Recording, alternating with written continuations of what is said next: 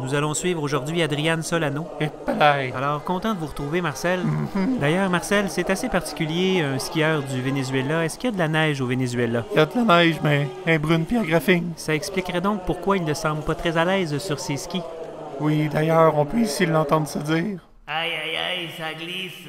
Et c'est ici qu'il utilise la technique pique-penche-pouce, pique-penche-pouce. À ne pas faire le lendemain d'une gastro dans un seau de blanc. Alors, il semble éprouver de la difficulté avec l'écartillage dans la côte ici. Oui, ça me fait penser au gars qui rentre à l'urgence puis qui sait pas pourquoi il raconte de rentrer dans le péteux. C'est le moment d'amorcer la dernière courbe et la pente. D'ailleurs, pourquoi il se penche de cette façon, Marcel? À cause de son spandex, on peut voir qu'il a le cul boursouflé comme un chou-fleur. La neige doit y faire du bien. Oui, parlant de ça, si tu permets, j'aimerais bien porter mon analyse ici, s'il te plaît.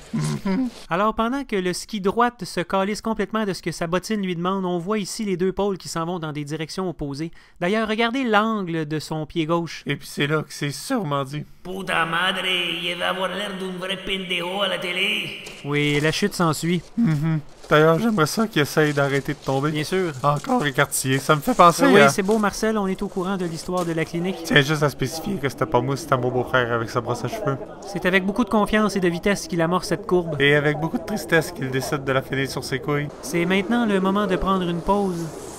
Bye bye. Eh bien, Marcel, c'est sur cette fin de course que je tiens à te remercier de ta collaboration.